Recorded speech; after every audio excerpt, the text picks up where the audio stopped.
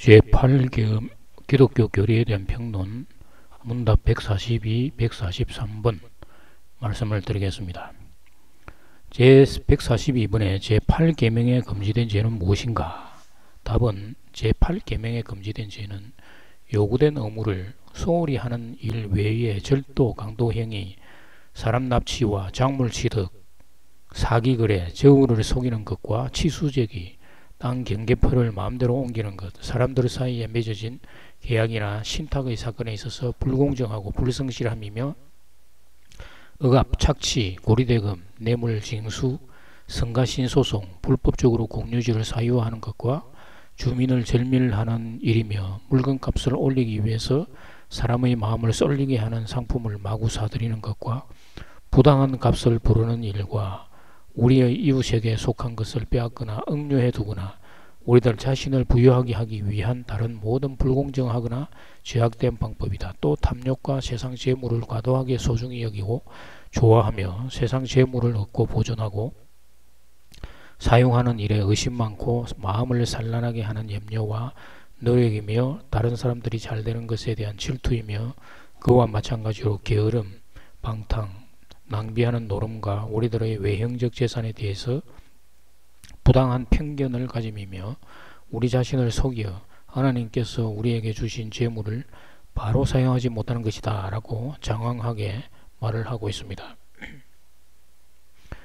여호수아 7장 1절에서 보면 이스라엘 자손들이 온전히 바친 물건으로 말미암아 범죄하였으니 이는 유다 지파 세라의 정손 삽디의 손자 갈미의 아들 아간이 온전히 바친 물건을 가졌음이라. 여호와께서 이스라엘 자손들에게 진노하시니라. 사도행전 4장 32절 37절에서도 보면 모든 무리들이 자기 재산을 팔아서 사도들의 발 앞에 두었다. 왜 그렇게 했는가? 이스라엘 백성들의 땅은 하나님의 것입니다. 희년이 되면 다 돌려주어야 하는데 이때 당시의 초대교회 제자들은 예수님이 곧 다시 돌아올 것이라고 했는데 종말이 가까워진 것으로 생각하니 땅을 다 팔아 사도들에게 바친 것으로 추정할 수가 있는 것입니다.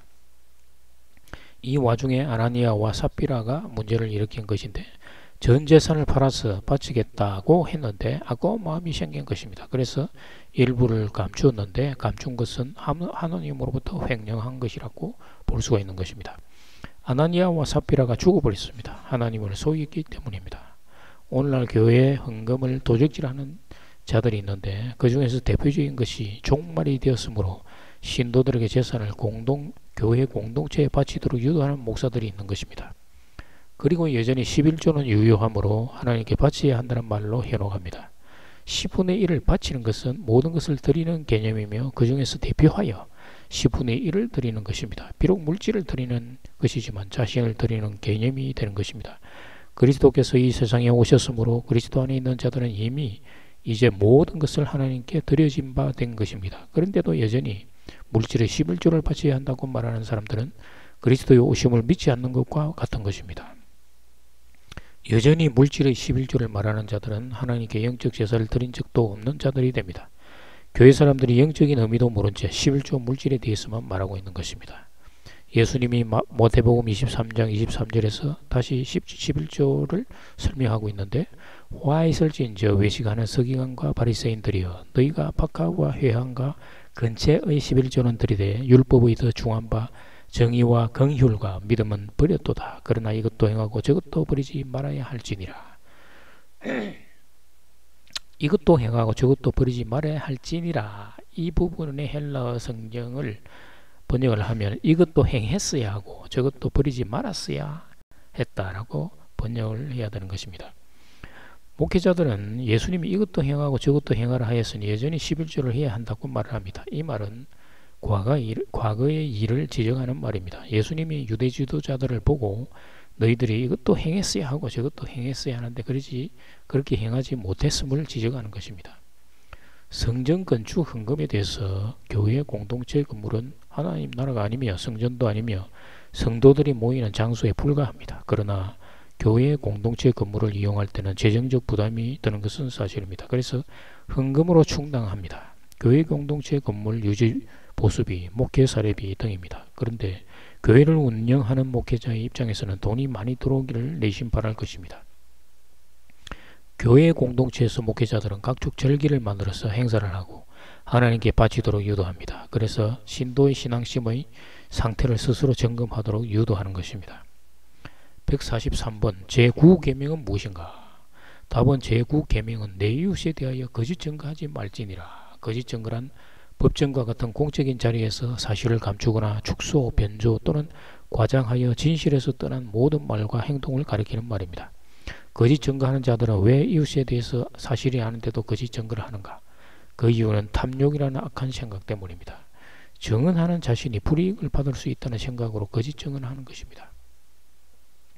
마태복음 15장 18절 19절에서 입에서 나오는 것들은 마음에서 나오나니 의시야말로 사람을 더럽게 하느니라. 마음에서 나오는 것은 악한 생각과 살인과 간음과 음란과 도둑질과 거짓 증언과 비방이니 이런 것들이 사람을 더럽게 하는 것이요 씻지 않은 손으로 먹는 것은 사람을 더럽게 하지 못하느니라. 마음은 육적 마음과 영적 마음이 있는데 사람을 더럽게 하는 마음은 육적 마음입니다. 로마서 8장 5절 7절에서 보면은 육신을 따르는 자는 육신의 일을 영을 따르는 자는 영의 일을 생각하나니 육신의 생각은 사망이요 영의 생각은 생명과 평안이니라. 육신의 생각은 하나님과 원수가 되나니 이는 하나님의 법에 굴복하지 아니할 뿐 아니라 할 수도 없습니다.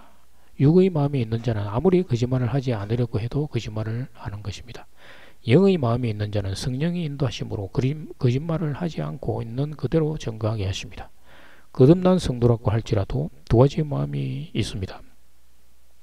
육의 마음과 영의 마음입니다. 거듭난 자도 영의 마음으로 행동해야 할지 육의 마음으로 행동해야 할지 선택하는 상황이 오는데 영적 성장을 할수록 영의 마음이 육의 마음을 통제해 나갈 힘이 생기는 것입니다. 즉 성령을 의지하여 모든 일에 대처할 수 있는 능력이 생기는 것입니다.